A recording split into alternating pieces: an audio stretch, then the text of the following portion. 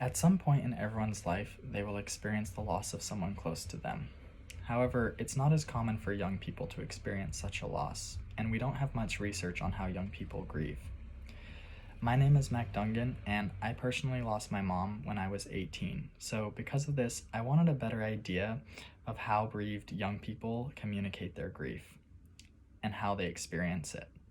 Today I'll be covering the ways in which young bereaved individuals communicate their grief, the main themes that emerge from this communication, and my own takeaway from the research.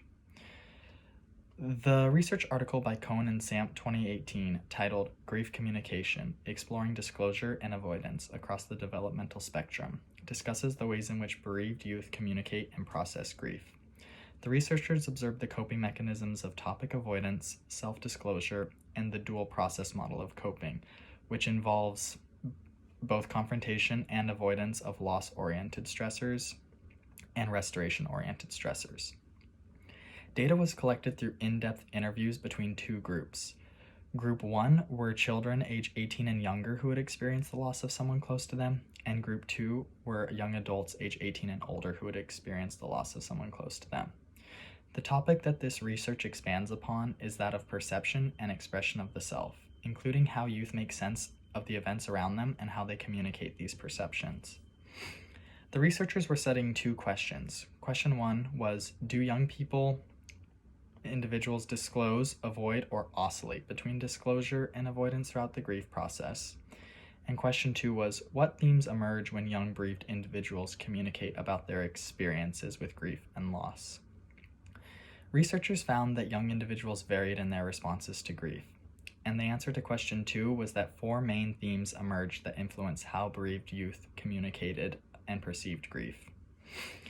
The first theme was stigmatized death, which, according to Cohen and Samp 2018, is when we conceptualize stigmatic death as death that leads others to attribute a level of responsibility to the deceased, causes a degree of peril to be perceived by the community, and is sudden or unexpected in nature. Researchers found that those who had experienced stigmatized death had much more privacy and were less likely to disclose.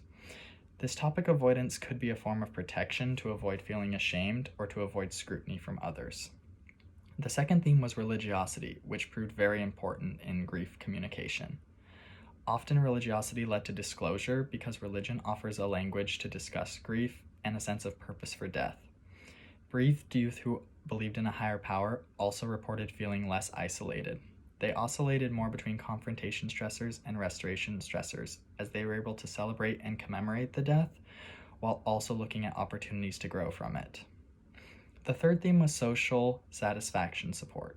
This related to how satisfied the bereaved youth were with their social support levels. It was revealed to have large impacts on their ability to disclose. If the subjects perceived that they did not have enough emotional support, they were much less likely to disclose. Social support also helped participants to navigate between loss-oriented and restoration-oriented coping. The final theme was role model enactment, which emphasized how youth mirror the coping mechanisms displayed by role models. Youth would often imitate the ways they saw adults in their lives dealing with grief. For example, if adult role models internalized grief, youth would perceive it that grief should not be talked about and instead should be internalized, where in a family where disclosure about grief was welcomed, youth were much more likely to disclose about grief, and it was extremely important in helping them oscillate between coping mechanisms and understanding that varying emotions about grief are appropriate. These themes revealed how perception of grief, specifically the way youth perceive grief, depend on our environment and those around us. The relationship I chose to apply this to was that of my own grief with my mom. The communication issue that I'll apply this to is my ability to cope with that grief, mainly using social support and role model enactment while also having a better understanding of stigmatized death. I had already been learning about the benefits of oscillating between coping stressors, and this study further emphasized how my social environment can affect my grief disclosures and my perceptions about grief. The study was also reassuring to me because it showed me that people my age who experience a loss exhibit similar behaviors, so it made me feel less alone in my grief journey. The study revealed the ways in which young bereaved individuals communicate their grief and the main themes that emerge from that grief, which are stigmatized death, religiosity, social support satisfaction, and role model enactment. These seem to have the biggest influence on how bereaved youth communicated their grief using either topic avoidance, self-disclosure, or oscillation between restoration and loss-oriented grief. The research has personally helped me to better understand my own grief, and I hope it will provide more understanding for the way young people grieve in general. Thank you.